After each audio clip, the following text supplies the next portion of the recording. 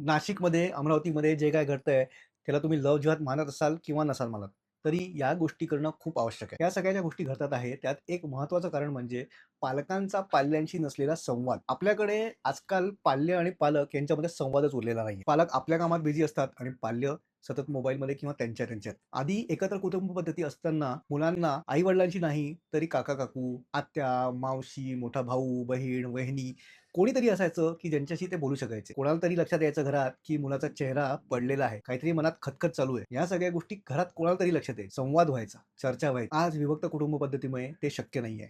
त्याच्यामुळे आई-वडिलांना मुलांचा फ्रेंड, गाईड एंड फिलॉसॉफर म्हणून वागावं लागणार. हे करत असताना पालकांनी हे लक्षात घ्यायला पाहिजे, की तुम्ही मुलांचे मित्र बनायची अजिबातच आवश्यकता नाहीये.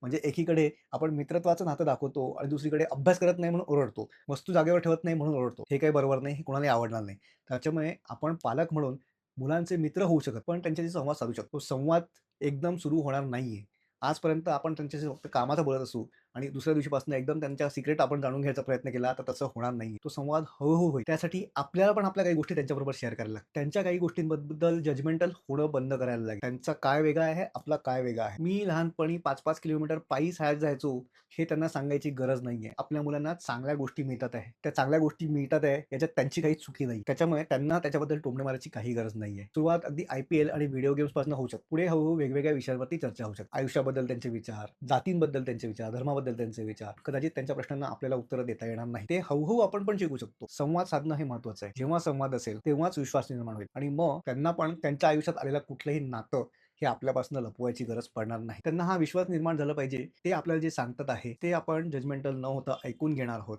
त्यांना दोष देणार नाही आहोत. समजा ते व्हिक्टिम असतील, तर त्यांची मदतच आपण करणार आहोत. हा विश्वास त्यांना निर्माण झाला पाहिजे.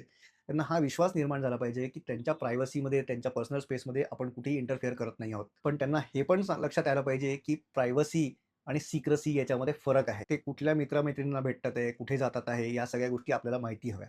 ते त्यांच्याशी काय बोलतात आहे, ह्याच्यात आपल्याला ढवळाढवळ करायची गरज नाहीये. पण ते कोणाबरोबर फिरतात आहे, हे मात्र नक्की आपल्याला कोणाबरोबर फिरतात आहे, त्याचा बॅकग्राऊंड पण आपण चेक केलं पाहिजे. त्याच्याबद्दल त्यांना नक्कीच प्रश्न विचारू शकतो आणि हे त्यांना समजावून सांगता आलं पाहिजे, की बॅकग्राऊंड चेक करणं म्हणजे तुमच्या प्रायव्हसीमध्ये ढवळाढवळ नाहीये. एक विनंती आहे, की तुम्ही लोकं जे सायकॉलॉजी फील्डमध्ये वगैरे काम करतात, त्यांनी पण पालकांना, मुलांना मदत केली पाहिजे. मी जसं म्हटलं, तुम्हाला ह्या गोष्टी लव्ह जिहादच्या केसेस वाटो किंवा क्रिमिनल केसेस वाटो. या क्रिमिनल केसेस जरी वाटत असल्या, तरी त्या तेवढ्याच वाईट आहेत. त्याच्यामुळे त्या मुलांचं लाईफ, पालकांचं लाईफ बरबाद होण्याच्या आधी तुम्ही पण तुमच्याकडनं इनिशिएटिव्ह घ्या आणि पालक-पाल्य यांच्यामध्ये संवाद कसा वाढू शकतो, याच्यावरती आपण समाज म्हणून फोकस केला पाहिजे. ती चर्चा वाढली, तर लव्ह जिहादचे केसेस कमी होतील, असं मला तरी वाटतं.